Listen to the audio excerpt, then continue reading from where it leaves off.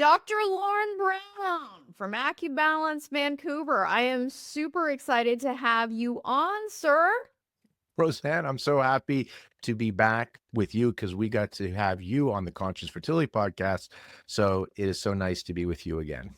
Yeah, and so I'm really thrilled about the Fearlessly Fertile audience, really getting to know you, getting to know your background, what you do, and most especially this low-level laser therapy, which I think is really fascinating because it's really clear that women are looking more to alternatives and wanting to become as educated as they can to support and optimize their fertility. So why don't you start us off with sharing a little bit about how an accountant ends up here, Lorne? Because our Yeah. stories are similar in that we went from left brain well over to what some may call the woo. So why don't you start us off there? So I did a Bachelor of Science, thought I was going to go into medicine, did not, Western medicine.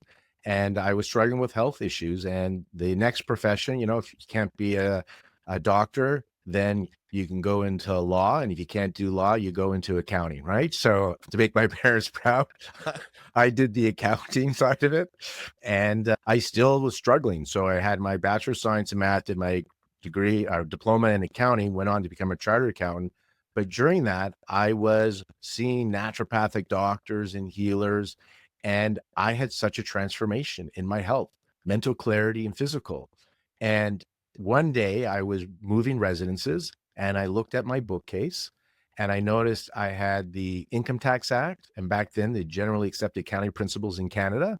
And then every other book was on nutrition, diet, mindset, everything else. And I was wondering, maybe I'm not doing what I really love to do, passion. So I think my first career was for my parents. So they got that career. And then I found the courage and I left. I was the accountant. I was the controller tax guy for some ocean spray growers in British Columbia. I was already out of being an auditor. And I left and went back to school to do Chinese medicine. And how I got into the fertility side is mostly women come to practitioners. And so I was doing my focus, I thought would be all on pain because acupuncture is known for pain and IBS, Crohn's, colitis, digestive issues, bloating, because that's what brought me there. I had the IBS, I had candida, chronic fatigue. That's what brought me into this medicine that it changed my life so much. And because most of them are women and we treat holistically, we look at the menstrual history. And so a lot of them had PMS and painful periods, or they were perimenopause with those uncomfortable symptoms. And so as I was treating their digestive issues, all their cycle issues got better. And eventually they would tell friends, and I became the PMS guy. So once a week, a month, I had some really intense appointments with my patients. And then somebody was looking for somebody to help them in an IVF cycle. They had gone to see, they lived in Vancouver and they'd gone to see Randine Lewis, who wrote the book, The Infertility Cure. But to travel to Vancouver to Houston weekly is a little bit expensive. And this was before Zoom. Okay. This was 2001-ish, 2002. And she found me because I had an ad, not on the web, because that wasn't happening yet either, wasn't popular, in a magazine that I did women's health. And I was the only one doing women's health. So she came to me and she said, this is what's happening. She gave me her history. And she said, can you help me with my IVF cycle? And I said, maybe, can you tell me what IVF means? Because I never heard of IVF. So that's 2002 or 2001. And basically, as the story goes, she said, Randine's going to tell you what points she wants you to use. She's going to tell you what herbs to do, and she's going to mentor you if you agree. And I kind of said, so you basically want me to be like a monkey, put the pointer Randine says, give you the herbs that Randine says, learn from this person that has incredible experience treating fertility with Chinese medicine, and I'm not responsible for the outcome. She goes, yes. I go, love that. What an opportunity. So I became Randine's first student, and women are like mafia sometimes. They tell each other, they stick together in a good way. And all of a sudden, my practice by 2004 was so busy with just treating fertility that I wouldn't see anything else but reproductive health. And I started bringing on associates. And so we became the first clinic in BC to focus on reproductive health, first Chinese medicine clinic. And we brought IVF acupuncture on site to the clinics in British Columbia, in Vancouver. We started that. They used to throw me out, just so you know. 2002, it wasn't like integration. They did not like seeing me there. I was persistent. And over the years, we got on site. It still wasn't loud and proud. And then eventually they built us rooms. And we were so busy with one of the clinics, the Olive Fertility Clinic, that we don't go on site currently at this time to the other sites because it's just, we don't have the resources to be at all the clinics, but we see patients from all the clinics. Mm. Well, and as we discussed earlier, I mean, the mind and the body are working together. Like this is not even up for debate anymore. And it's really important for women to get clear that this is an inner resource that they have and they've got to leverage it. So, because Chinese medicine says you have this innate ability to heal the body, it understood this, right? Mhm. Western medicine is catching up now. Like they get this now as well. We call it psychoneuroimmunology. You can't separate the mind from the body. Your thoughts and feelings impact your nervous system, your endocrine, your hormonal system, your immune system, which obviously will impact everything, including reproductive health. Chinese medicine already knew this, and it knows that there's this, our body has this innate ability to heal, and what can we do to support that, right? So it's always about supporting the body so it can do what it's meant to do, which is to heal, to grow. But you're also using other modalities like this laser therapy. So share a little bit with the audience listening about that. Yeah, so it's called low level laser therapy. In the scientific community, they call it photobiomodulation. I would say I'm the early adopter of using photobiomodulation, LLT, with respect to fertility in Got it. Canada and the US. And I guess because, like yourself, we have the social media and a really good outreach, we are able to make it kind of go viral. So patients and my colleagues started bringing this into their practice, or patients asking for it. So maybe an early adopter would be a fair assessment. And Mhm. the reason we brought it in is because of its mechanism. And like for me, the first time I got introduced to it was in 2008. So a study, an abstract was released or talked about at a conference. It hadn't been published yet. And in this abstract, it was IVF acupuncture on transfer day. So they had four arms to the study. It was about 1,000 women. It was done in the eastern part of the states, Connecticut area. And they did laser acupuncture on those points before and after transfer, immediately on site. The ones that were common, that were popularized by the Paulus protocol back in 2002. Most people don't use that, by the way, because it was for fresh day 3 transfers. The protocol has changed because they're mostly frozen in day 5 now. But in that study back in 2008, they had an acupuncture group, they had a control group, let's rest, they had a sham laser, and they had real laser. And side note, because people, when they come in laser, they think laser that burns and cuts. These are low level. They do not burn or cut. These are not what does sculpting or hair removal, so they don't hurt, just because people think of that when they think of laser, low level laser therapy. And what was interesting in this group, the laser acupuncture had a 15% increase in implantation.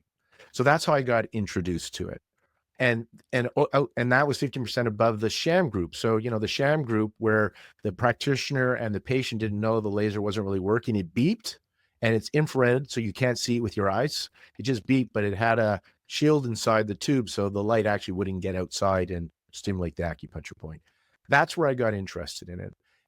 So I called up the REI that did the study. I called up the acupuncturist that did the actual study, and I learned what they did. I bought the same laser, and we started doing that here in Vancouver because why not replicate what they were doing? A lot of our patients felt they don't feel the laser, so they didn't feel anything. So we incorporated both the acupuncture and laser. That's how it started. Then I just got curious, like, what the heck is this all about? And in my searching, remember, this was 2008, but in my searching, I learned about a Japanese medical doctor by the name of Dr. Oshiro. And in the mid 90s, he was using laser already for fertility. And it's not surprised, they're really good in Japan about incorporating alternative medicine, holistic medicine to the treatments.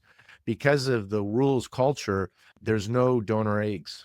So they will do everything to help somebody get pregnant with their own eggs. So they'll bring in acupuncture, nutrition, low level age, they'll do anything and multiple cycles.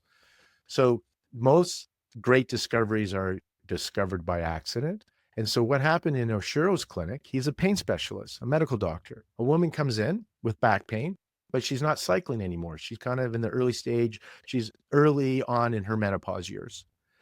And he's treating her for her back pain. And they always, in his technique, would do lasering around the carotid, brainstem, vagus nerve, stellate ganglia, and the celiac plexus to engage the parasympathetic nervous system. Because if the PNS is activated, blood flow goes everywhere. And if you have back pain and you bring blood to the back, better for healing. If it goes to your knee, better for healing. And then he would go to the local area, her back, and treat it. Well, after a series of treatment, her back pain was resolved, but she wasn't happy that she started to bleed again for 3 to 4 days every 3 to 5 weeks. He dismissed it and said, listen, you weren't bleeding. Now you are. You need to go see your gynecologist to make sure there's nothing serious going on. Then within the same calendar year, another woman who was also already in menopause with back pain, he treated her and her menstruation came back. So then he said, well, this brings blood to head to toe. Maybe we're bringing blood to the ovaries and they're rejuvenating. So then he did a pilot study. He got together with a gynecology department, and the English translation is severe infertility. And they worked at women, average age 39. I think it was 9 or 15 years of infertility and 9 and 15 ART cycles. I can't remember which one is the 9 or the 15, but a lot of ART cycles, a lot of years infertility, average age 39. And they did this laser protocol, and over 20%, somewhere around 24, 25% got pregnant, which in this demographic was pretty impressive. And 68% of those women had a live birth. Then they extended the study to 700 women, similar results, 20% pregnant, 50% live birth. Then I learned that somebody in Denmark, it wasn't a study, but a manufacturer of the Giga laser by paramedics, had their physiotherapist that used this Giga laser to share who's helping people get pregnant. And then I kept on digging. I traveled to Toronto, Australia, because I started learning what everybody was doing. I'm going to wrap up the laser story, but it's important to find out how I came to this. Finally, I wanted to talk to Oshiro Roseanne. I said, I got to meet this guy. So I create a letter, introduce myself to ask to speak to Dr. Oshiro. And then I put it through Google Translate. And then I send it to all the clinics in Japan that look like they do some type of gynecology that have an Oshiro on their website. Nobody returned my email. But on Facebook, a colleague who lives in America, born in Japan, speaks both languages, Japanese and English, said he could help connect me to a clinic in Japan who knows Oshiro, not Oshiro. So he connected me to Dr. Nakamura. We got on, I interviewed him, and he'd been doing it already 10 years before. So this is already pre-COVID that I did the interview. And he had a protocol where he did kind of the Oshiro stuff. He did stuff local on the abdomen, kind of like the Giga laser, because it was all local. And he did stuff in the sacrum pudendal nerve. Just so you know, that's what I was doing. I hadn't met this guy. Through my 2 to 3 years of doing my research and meeting everybody, I came up with a protocol. I said, this sounds like it would be a great idea based on everybody, like everybody I spoke to. Some just did this, did this, did this. And I was like, why not do all of it? Right? Like put it all together based on the reason they were doing it. And he shared that he does this acupuncture protocol for blood flow, similar to what we were doing. And he used his laser system. And his data, 10 years of data, showed it was doubling blastocyst rates. That means women who've been through IVF that did not have success, and then did 3 to 6 months of laser acupuncture treatment, and then did another IVF, had a doubling of blastocysts, even though they were that much older. And Wow. that's how I came to get into laser and spent a lot of money on different laser systems because I really wanted to use the ones that other people are using and get lasers that have the right irradiance, wavelength, and power, because all that is important if you're trying to reach the ovaries or have this mechanism that we can talk about later, the mechanism behind why it may be helping. But that's my story. getting into laser. My team looked at me like, "What is he doing?" Like, I mean, I got on a plane, went to Australia, went to Toronto. I just was, sending emails like, I'm just a little bit, maybe I'm a little neurodivergent. I don't know. I could not sit without understanding how this was happening. And I'm so glad I learned about it. And now I see so many people asking about it and using it. So I guess it's benefited not just me and my patients, but so many more. Well, I think it's fascinating that you went from being the PMS guy to the fertility laser guy. And I'll share this because you said we can go weird. You like to go weird. Oh, I love weird, Lauren. When I look back now and I ask, I do feel I'm being supported, right? Something greater than I. Now when I get these ideas and I have the passion, I just go with it. But sometimes I'm like, really? Like, is this a good idea? This is a big investment. These lasers were, I have several systems, so several hundred thousands of dollars invested. Now I just trust, even the conscious work, what I'm doing in my practice, that idea of letting consciousness work through you. So now when we talked about how when you when you get present, when the resistance drops, resources start to come to you and you feel support and opportunities. So back then I would sometimes resist and fight it, like why me? And now I'm kind of like humorous, like I know something's happening coming through me and I'm like, why me? And yes, I'll do it, like why fight with it? Yeah, I think that, those of us that are called to serve in that way, the more we lean into that and the more ourselves we become in our process, the more willing we are to make mistakes, try things out, get curious, follow, those, wild goose chases it feels like sometimes. It really does take us to a place of a deep and abiding knowing. Yeah. And I Yeah. mean, look at you having met this Dr. Nakamura, like who had been doing this for 10 years and like look at all this beautiful symmetry there is in what you're doing, what he's doing. You get to learn from each other. I mean, it's also the essence of abundant thinking. And when I found out I mean, it was 90% the same, like what we're doing. It's so cool. That's when I realized that's when my ego calmed down because I was like, I came up with this protocol and then I realized, oh, I tapped in and downloaded that protocol. Like I didn't come out with it because how does he have it already and I have it and we've never met? And it's not like now that people do it, it's obvious. Like anything, once something's obvious, it's simple. But it wasn't obvious back then until somebody put it together. He put it together, I put it together, but I realized we tapped into something, right? That Yeah. something in the ether, like radio waves. He picked up on it, I picked up on it. Or once it's out there, many people can pick up on it. And the mechanism's exciting too, which we'll talk about later. So the way that the process is working, if I understand it as a non Chinese medicine person, non laser person, it sounds to me like what you guys are doing is systematically based on the understanding of these points to be able to apply the laser there, blood flow starts to come back and it's essentially a way of starting to rejuvenate this process. Yeah, that's part of it. And there's two things that you said that I'll clarify. Laser acupuncture is when you put the laser on an acupuncture point, so a diode on a point Mhm. to stimulate the acupuncture. Like you stimulate it with a needle, you're stimulating it with photons. Hmm. And then there's just plain old photobiomodulation, low level laser therapy, which has its own mechanism, which is what got me excited about it for fertility, which is why I combine with my patients needles. So I'm hitting acupuncture points with needles and photobiomodulation therapy, which also I'm doing laser acupuncture. So it's a combination. But even without knowing acupuncture or the points, photobiomodulation as its own modality has promise. Say And more about that because that's really interesting. Because for a lot of the women listening, they're gonna be able to understand the acupuncture portion of it, and then combining, the acupuncture and the laser. But this other thing that you're talking about is that how is that different? so, well, the mechanism of photobiomodulation, again, it's been around since what, the 60s, I think since the first invention, late 60s of a laser.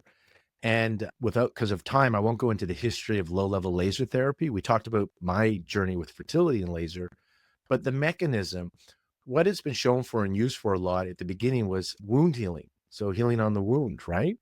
Mhm. And then it's become popularized in acupuncture, physiotherapy, and chiropractor for injuries, pain and injuries. So partial tears, inflammation, and pain in the joints. And now we're using it for other internal conditions because of its mechanism. Like it's used for brain injuries. It's been used for Alzheimer's and mood disorders, for example. Okay. I have a family member with Parkinson's. There's a study using it for Parkinson's, and my family member is using that to slow down that progression of Parkinson's. So let's talk about the mechanism just to share and from the fertility perspective. So first, why does it help with all these things?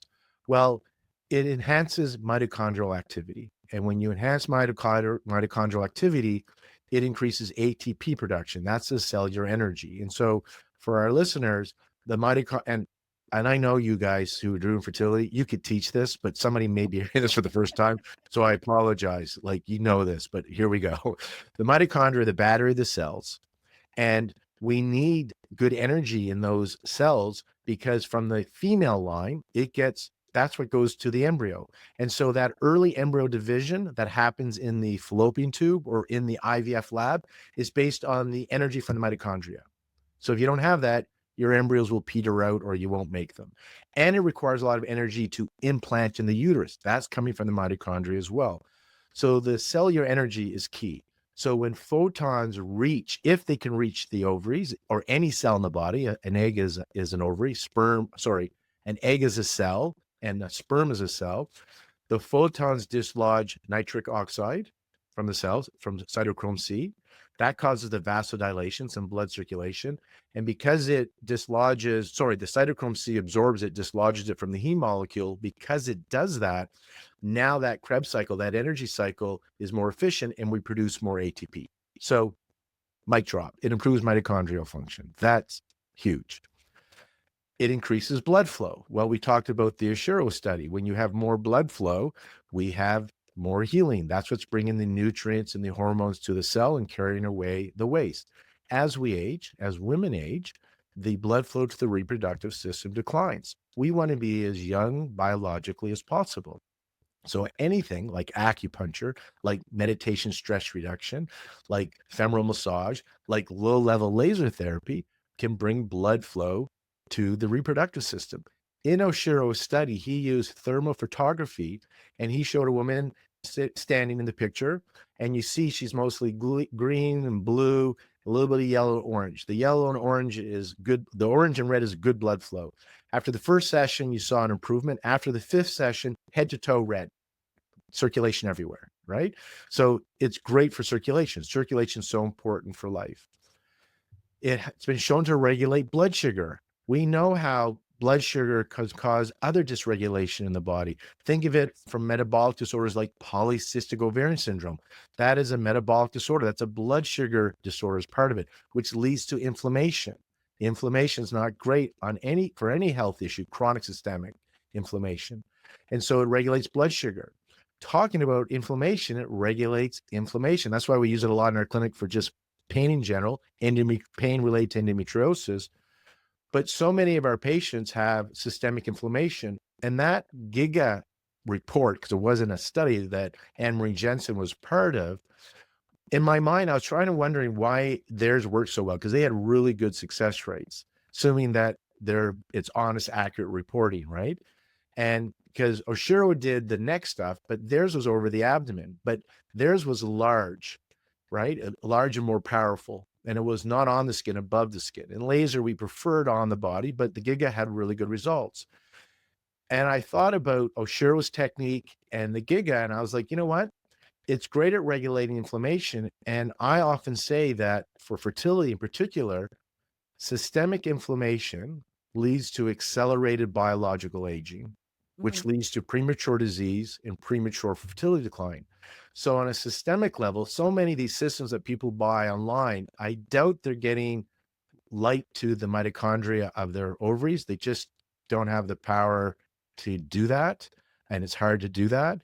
But they may be helping on a systemic level, which is really beneficial. The Wow. Giga laser was also over the abdomen. And we now know we have research, it helps with the microbiome. And we know the microbiome can impact our mental health and all of our health. And that Parkinson study I referred to, they used the laser on the gut and on the brainstem. Why the gut? There's a link between gut inflammation and Parkinson's. So their study worked on the gut. So this is how I put all the protocols together, right? I was like, oh, I got to work on the vagus nerve. I want to work on inflammation, so the carotid. I want to work on the parasympathetic, so stellate ganglia. If you do the sternum or tibia, they've shown it increases stem cell proliferation. I wish we could make the stem cells go to the ovaries, but it increases stem cell proliferation. So you can start to see why I got excited. It also helps reduce oxidative stress. That's the worst thing for eggs and sperm. And it can soften scar tissue and adhesion. So think of so many people that have scar tissue adhesions in their abdomen. So when I looked at the mechanism, it improves mitochondrial function, regulates blood sugar, increases blood flow, engages parasympathetic nervous system, regulates inflammation, improves gut microbiome, reduces oxidative stress, softens scar tissue, stem cell proliferation, and helps with brain and mood. Of course, I'm going to have to buy these toys, right? Of course, I'm I going to have to know. get them. The mechanism makes so much sense. Congrats, I mean, that's I think that's so awesome. I mean, like, that's really fascinating. So and as you were sharing that, and maybe this kind of like falls over possibly into the consciousness and a greater understanding of who we are. Why do we as humans respond so well to light? It's how the world is. I mean, the sun, right? There's a whole movie, Superman. He needs the sun for his strength. Look at the plants. Plants take the sun, convert that to photosynthesis. We take the sun and convert that into energy as well, by the way. That's like we take photons, like the light from the mitochondria. I don't know. There's gravity. I don't know why there's gravity, but there's gravity. And so this planet, look what happens when it goes dark. We know we get increase in melatonin when we go to bed, right?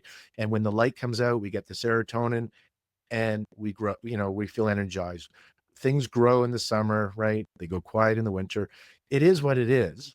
And so I think the future of medicine is vibrational medicine. I've heard this from others, but it's vibrational medicine. So what's that? Light, sound, music, color. And so in my practice, I use light, photons. I incorporate that in my practice. I use vibroacoustic sound table with different frequency hertz, during the acupuncture treatment. So that vibration sitting there, that whole 22 to 40 minutes with a certain vibration frequency with special binary beats and music in the ears. So sound. So, and then I'm talking to my patients. We have this, the table also has speakers, so we don't have to have headphones. So I can do the conscious work. But your question is why? I don't know. Why is there gravity? It is. So let's abide by the laws. But the sun is what gives us life, and light and sound and music definitely impact our health. I think Western medicine's going more and more to that, like the science. And that's why you and I also do the conscious work, raising your vibration through thoughts and feelings. And I'm fascinated because I've seen some of these things with, the tables and the music and all of this combination. And I remember I went to a massage therapist in Boise, Idaho that busted out some sound healing, and I had never experienced that before, and it was mind-blowing, Lauren. Yeah. Like, I remember thinking, "Whoa, what am I experiencing right now?"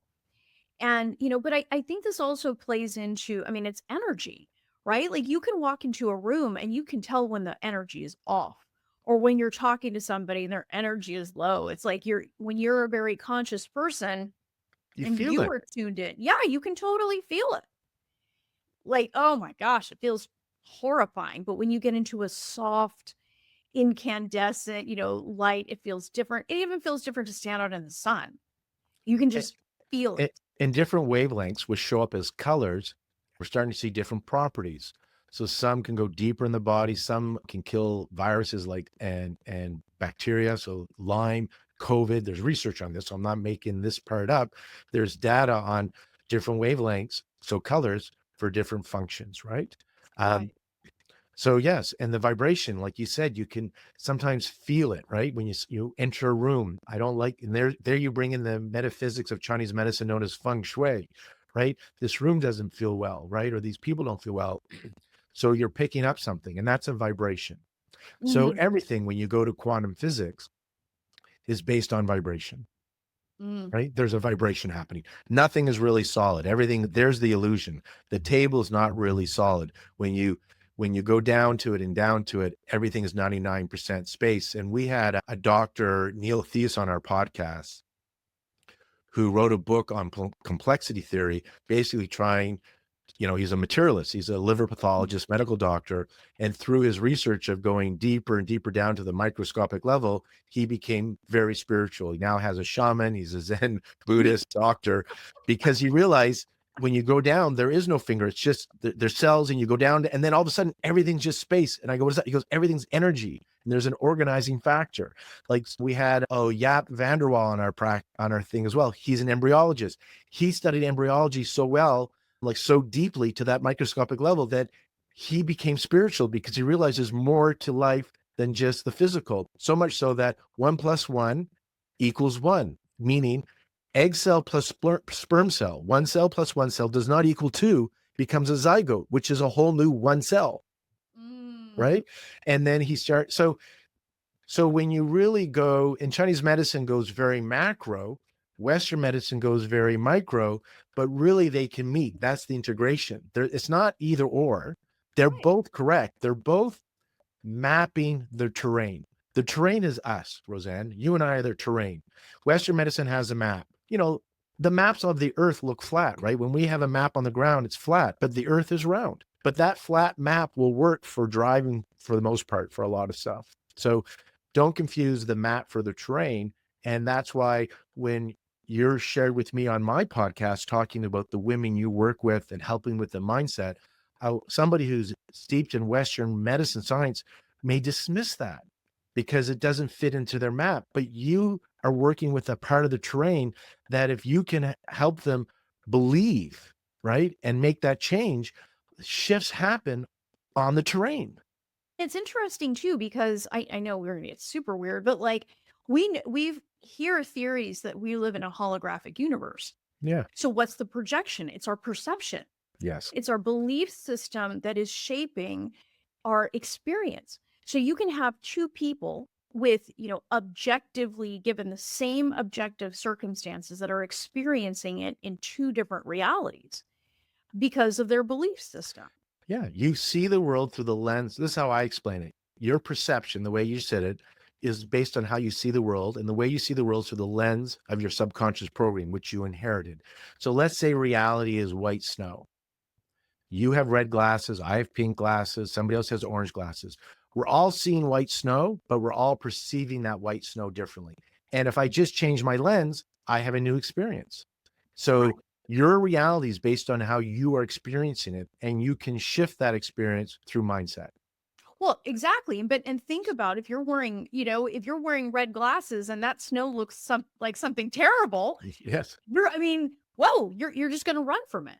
Right. And I think it's really an interesting way that you're able to integrate, all of these things. And I think it's fascinating that women can get the support that they need from you using all these different modalities. The better question is to be able to say, what are the things that are going to support me in my unique journey? What are the supports that I need? Whether it's, lasers, IVF, the sound healing, all these different things. Like, why not open yourself up to all of these different possibilities rather than worshiping at the altar of just one? Like, we're far more complex than that, Lord. So I think it's great. I look at us as like a garden. So Chinese medicine has a beautiful proverb: nourish the soul before you plant the seed. Mm, And so if you had a plant that you neglected that looked withered and ready for composting, but instead of composting it, you added water, pulled out a few weeds, maybe a little fertilizer, this plant can and change how much sun it gets. It can regain its vigor and give off fruits and flowers. So the plant always had the potential to give off fruits and flowers, but the soil was suboptimal. We didn't do donor roots. We played with the soil. And in our metaphor, the soil is your cellular environment and the plant is the egg cell or sperm cell. So when I see them, they're the garden and I'm the gardener. And so sometimes they need more sunlight. So there's my low level laser therapy. Maybe they need more blood flow. right? So that's like watering it, right? They may need fertilizer. So that's diet and supplements and herbs. They may have something with their pH. So that's playing with hormonal balance. The soil microbiome may be off. So that's working with the microbiome. So I always look at what's going on with their soil and then what can I use to help fix the soil. And like so blood flow can be acupuncture will help with that, low level laser therapy, stress reduction, exercise. So there's many modalities or many ways to play with that terrain, that soil. And so that's the beauty of how I see it through the lens of Chinese medicine. And then I just love to learn. So I keep finding new modalities and learning them and bring them into the clinic. And that's where I like the conscious work, because if you have negative self-talk and you're constantly feeling alarmed, well, that releases stress hormones, right? Which over time impacts your immune system, which causes inflammation. And we said chronic systemic inflammation leads to accelerated biological aging and premature fertility decline, right? That stress can impact your gut microbiome.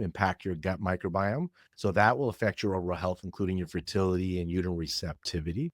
Stress pulls blood from the digestion and reproductive system, right? So that's not great because we want blood flow to the reproductive system.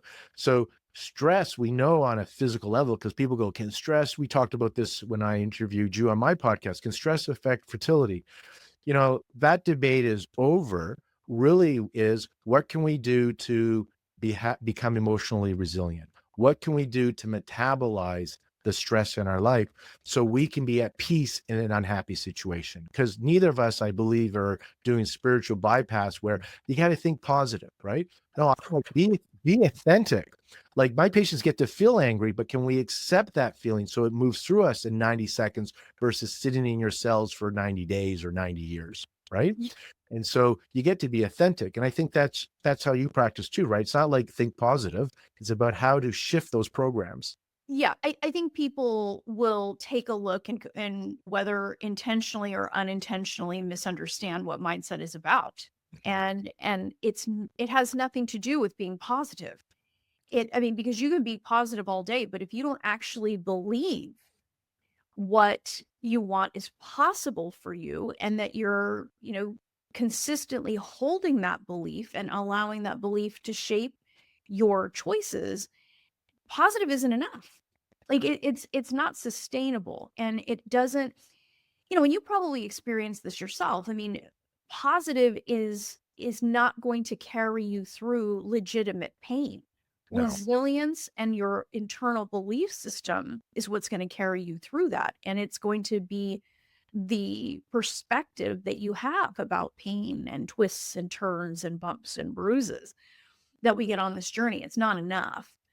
That's why I think we were talking about also, like, this is why you can listen to a podcast, you can take a look at a blog post or Instagram and think, "Oh, okay, yeah, I'm totally fine," and then 15 minutes later, you're back to your old programming. and, Like, this is about a lifestyle.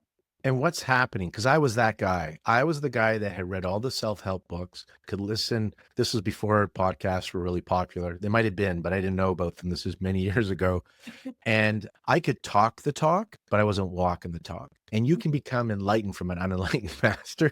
So I was still experiencing anxiety. And I even developed debilitating anxiety at some point, which was what brought me to really do the process work.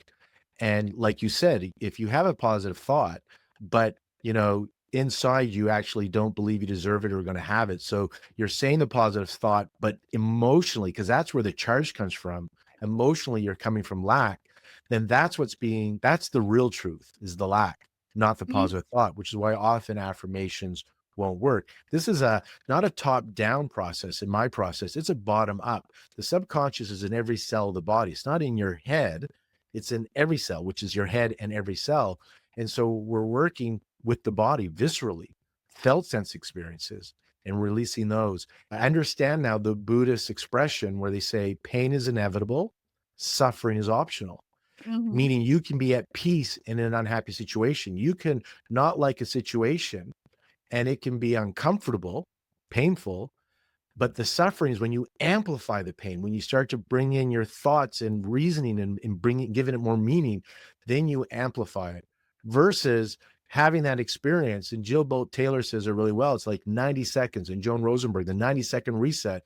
When you have an experience, really it's going to go through your body in about 90 seconds, that emotion. If we're able to observe it and allow it to move through us, then it's gone in 90 seconds, like a terrible song on the radio. If you just wait the 90 seconds, there'll be a different song on. But if you Mhm. keep worrying about the song, it's like hitting repeat. It keeps happening over and over again. Yeah. So for me, conscious work is being authentic. Fear is uncomfortable. However, if you observe it, it will move through you in 90 seconds like a song on the radio you don't want to listen to. And then you're back to peace and joy, your true nature. I bring in these different tools and they just fit in this process of notice, accepting what is, and then choosing again.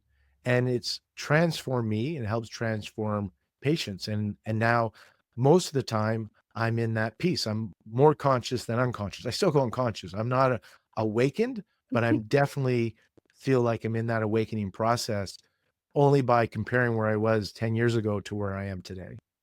And I think there's a real humility that comes or that's actually required in order to begin that process. The humility of understanding that we are doing this to ourselves, Yeah.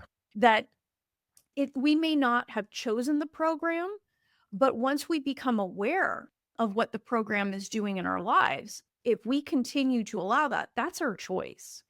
And I think people forget that part is that if you are not consciously rejecting something, you are unconsciously accepting. Love what you just said there. And that's where it becomes accountability and responsibility. And the way you said it, you inherited these. So there's no blame. You don't blame others and you don't blame yourself. However, if you are experiencing it, that's how you know it's your responsibility to clean it up. That's how I know. If I'm in the experience, that's all I need to know, then it's my responsibility to clean it up. No blame. So blame is victim, right? And that expression, how I interpret it, is it happening to you or happening for you, right? Mhm. Happening to you means you're in blame mode, victim mode. You're not gonna be awake. You're not gonna be conscious. You're taking pain and now you're suffering. You've amplified it. If you ask, how's this happening for me? I want to, again, not make this a spiritual bypass. My interpretation is, how's this happening for me? What's the opportunity here? What's the growth? Basically, if it's happening, if I'm experiencing it, if I'm noticing it, all for me, Lorne Brown, and what I share with my patients. That's all you need to know, that it's your responsibility to clean it up. Why? Because you're in the experience. That's how you know. If you weren't experiencing it, it's not your responsibility to clean up. Yeah, I mean, well, and just think about it. If you just made the decision, you were 100% responsible for everything in your life, think about how powerful you are. You may not be choosing the experiences per se. You know, crazy things happen in people's lives all the time. But if you say at the end of the day, I am responsible for where I go from here, what I make this mean. I mean, as a prosecutor, I Well, that's the learned, key, right? yeah, What you make me I wanna emphasize that, because when people say, "Well, this happened, that," I don't know about the external environment. I don't know if I'm creating that. I'm in the experience of life, but you are responsible for how you perceive it and the meaning you give it. And that's what you're saying, right? oh, yeah. I mean, I learned this from I mean, this was like I mean, this is why I believe 100% everything is happening for us. I just choose that all the time. Like, that's actually the place where I start. That's my default. This is always happening for me, no matter how crazy it might be, because I watched, as a prosecutor, survivors of sexual assault refuse to be Right. victims. And I think that was, like, one of the first, like, wake-up calls, in my own journey, in my own awakening, that where I'm like, "How does this woman go from what I just read in a police report to not feeling sorry for herself and saying, 'No, I am using this for good'?" I mean, I watched victims of crime go on to get multiple degrees, start businesses, have thriving families. Those are people who are taking a tragic circumstance and at the same time acknowledging two things can be true at the same time. Yes, I'm not denying that this happened. It did happen, but I am deciding what I make this mean. And I think that's the key. And I kinda use it as a litmus test. If you hate your past, then you probably don't love your now, because you're blaming your past for your now, and your past is predicting or creating your now. And so that's how I know you're not really happy now because you hate your past. When people say I wouldn't change my past and their past is not good, that's how you know they love their now, because they know the accumulation of everything that's happened to them brought them to where they are today, and they love who they are today. Yeah, I think that's so beautiful. And I'm just so grateful that you came on, Lauren, because I think it's really cool to have a view of this where you can see the physical and the mental and the spiritual and the consciousness of all of this, that it when if you think about fertility as a mosaic, all of these things are different pieces. And so if you're wanting to position yourself for success, you put as many of those pieces together so you can get this picture. And I think at the end of the day, whether it's addressing the physical, addressing, the mindset and the consciousness, look, nobody's going to come to save you. At the end of the day, I think what unites all of this is your conscious decision to be better and want better for yourself so you can do better and give at a higher level. Because I think it's also, I think that's, since we were talking about gratitude, and it's kind of a great way to wrap up, is like it really gives us the opportunity to be better people and to give back. And then when those babies are born, we're just better parents, Lauren. Like, I just think that it really does come full circle. That circle, as we wrap up, I'll share my Conscious Fertility podcast. Part of the incentive for me behind it, the inspiration, was I realized the external world is a reflection of our inner world. And I once heard that many children go to, if they don't get their attachment needs met, they go to drugs, cutting, suicide, join gangs to get those needs met. And if in one generation they got attached by their parents, then they wouldn't need to do drugs, cutting, join gangs, or suicide, because they feel whole and complete. So the women I see and the men, they're going to try anything they can to get pregnant. That what came to me was, we go from conscious fertility to conscious conception and pregnancy to conscious parenting. So this process of, the hard part is trying the journey of the infertility to being pregnant, and then you become conscious pregnancy. So the our conscious parents. So that's my hidden agenda. They come to me thinking, okay, I'll try this. Maybe this is going to help me get pregnant. I'll try one more thing. And my hidden agenda is, whether this works or not, as in baby shows up or not, they're whole and complete afterwards. So they're going to be okay whether baby comes or not. And if baby comes, they're going to be a whole different style of parenting, because they have healed that void. They've been able to attach to themselves. So now they can attach to their children. And that's how I'm hoping our planet changes. Rather than trying to work on it so much on the outside, we each go and do our inner work, and then the planet heals, because we as individuals and then as a collective heal. Yeah, I think that's the invitation that we're all getting right now. Yeah, Man, well, thank you so much, Lauren. I love this conversation. It's so great to be able to touch on all these different subjects in a single convo. So, why don't you share a little bit about how women can reach out to you? We're going to include all this information in the show notes too, but if there's anything else that you wanted to perfect. shout out, that'll be great. Absolutely. So website is AccuBalance.ca, and that's ACU, spelled like acupuncture, not like accountant, AccuBalance.ca. And on there, we have blogs. I have a fertility diet that we wrote that people can download. We're on Instagram as well, AccuBalance Wellness Centre. I'm on there, Lorne Brown Official. And then please tune into the Conscious Fertility podcast, because we got Roseanne on there and other brilliant people that want to support you. So Conscious Fertility Podcast, that's out there on Spotify, Apple, YouTube. And then AccuBalance.ca is where they can download the diet book, and just, they can find us or email us if they're looking for anything. Lots of resources available on there about the laser and about conscious work. And That's awesome. Well, thank you, Lauren. Thank you for joining us. thank you, Rosanna. Hey love, are you trying every treatment, diet, lotion, potion, and yoga pose you can get your hands on and still not getting and staying pregnant? Are you doing all the things that people tell you to do, but nothing is working? If that's you, I'm so glad you're here. Here's what you've got to know. There is a huge piece of the fertility puzzle that even the most conscientious, smart, and well-intentioned women miss. I know this for a fact because I lived this journey. A few years ago, I was in that same exact situation. My name is Roseanne Austin, creator of the Fearlessly Fertile Method. I struggled with fertility for 7 years while juggling my career as a successful trial attorney. There wasn't a supplement I wouldn't try or treatment I wouldn't consider. I was used to working hard for what I wanted, but when it came to my struggle with fertility, it seemed like I just couldn't get anything to work. Then, I did something that changed the course of my fertility journey. I had to take a long, hard look at the way I was living. You see, it's true I was eating clean, eliminating toxins, and even twisting myself into a pretzel doing fertility yoga, but I was completely missing how toxic my mindset had become. I was consumed with so much fear, negativity, and doubt. I was comparing myself to every pregnant woman I saw. I tortured myself with what ifs and beat myself up constantly. My mindset was a mess. Then it dawned on me, did it make any sense to be eating clean and having state-of-the-art fertility treatments while the whole time my negative mindset was setting me up for failure? Absolutely not. Science consistently proves the power of the mind-body connection in healing and optimal health. If you're serious about covering your bases and making sure you are doing everything you can to support your fertility success, so you don't have to look back on this time in your life with regret, you simply can't afford to ignore your mindset.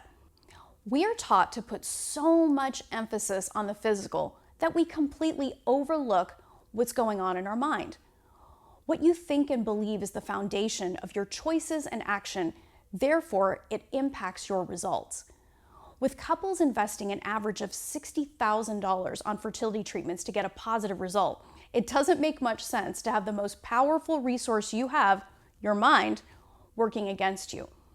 When I changed my thoughts and beliefs on this journey, I went from years of fertility treatment failure and basically being told I had zero chance of success to having my miracle baby boy naturally at 43, when medicine had given up on me. I've taught thousands of women around the world about this missing piece of the fertility puzzle. My clients and I are living proof of what's possible when mind and body are working for you.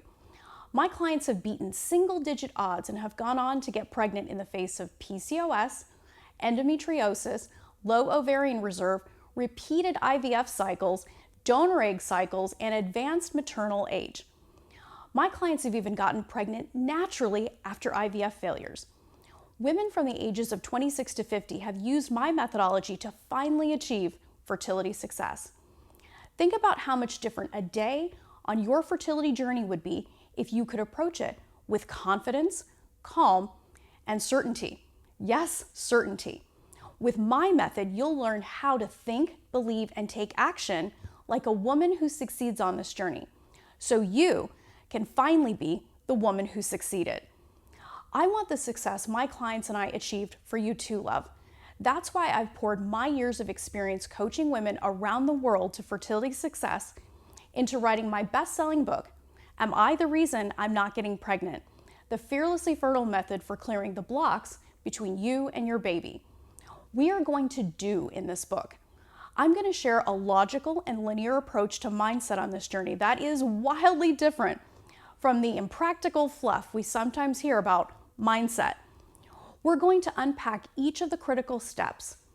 I've written this book for women who are committed to success on this journey. Smart, big-hearted, goal-oriented women like you and me who are doing all the physical things and now want to be 100% sure their mindset isn't creating a block between them and their baby. This is your chance to feel confident again, calm again, and dare I say free to smile again as you live this journey. Something so good is coming for you, love. To claim your copy, all you have to do is click here now to download yours.